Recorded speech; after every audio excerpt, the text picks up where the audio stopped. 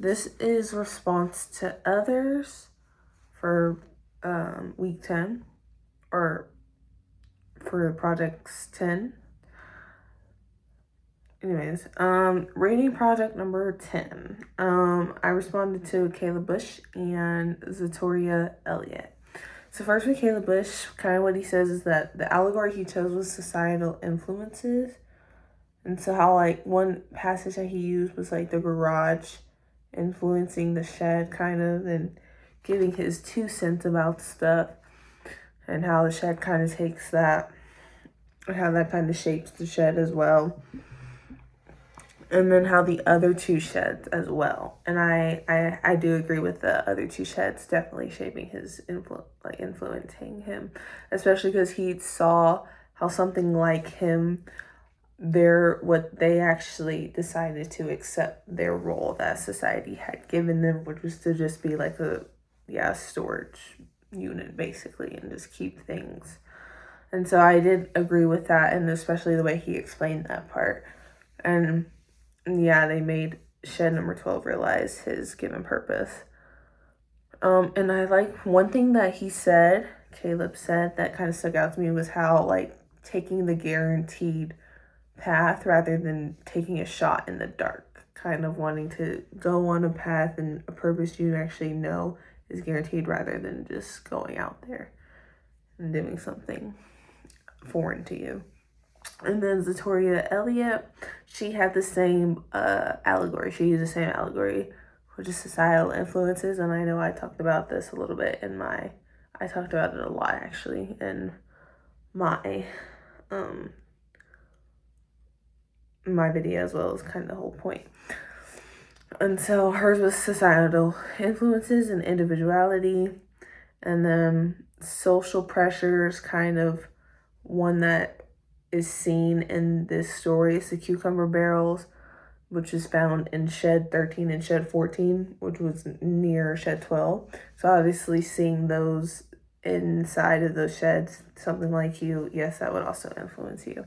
And so then something that stuck out to me that she said is society can impose identities on people and then give them a designated purpose or role, something like that, like how society does have rules for certain groups of people and has an expectation that you have to uphold, and it's hard to keep your individual self and be unique in said society. And then I like how she made it to where like she explained how the shed number 12, remembering the bicycle, was kind of him remembering his individuality.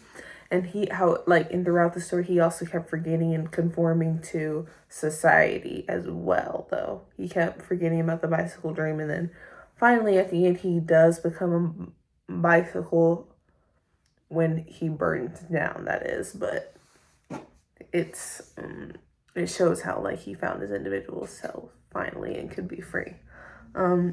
Something else that kind of stuck out to me was conformity isn't always forced, but gradually accepted over time. That I found that quite interesting, and I liked how she worded that.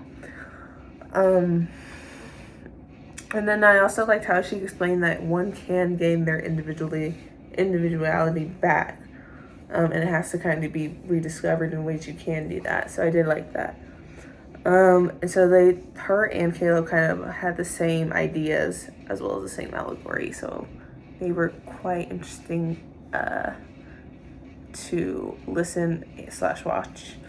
And then for Las Meninas, I respond to Olivia Allen and Grant Allen. So first for Olivia, she kind of says that the video was valuable, yes and no. And I did like how she kind of said that like the people in the video, their theories were they're definitely smart thinkers, and they like overthought the theories behind the painting so much so that it makes it confusing for us, but also like it's like they're grasping at some things that don't seem like they're there. That makes sense. Like they're trying to pull evidence out of nowhere is what it's kind of feeling like. And so I like how she kind of explains that, and how overall she thinks that the video wasn't really valuable. And in some ways, it was kind of not valuable. And I do agree with that assessment because it was a little confusing. And like some ways, I was like, that doesn't make any sense. Like what they were saying just didn't seem like it was relevant, if that made sense. And the connections weren't there, like that they were grasping at. And then for Grant, I like how he explains each theory. And then he also believes, like me, that Robert Wicks's theory was not necessarily what Velasquez was actually trying to prove. The religious theory, how we were looking at the height from the Virgin Mary because she was 4'7", and that was supposed to be a religious reference. Like, not at all. I didn't get that one, and neither did he. So I did like that. I wasn't the only one who was a little confused by that one.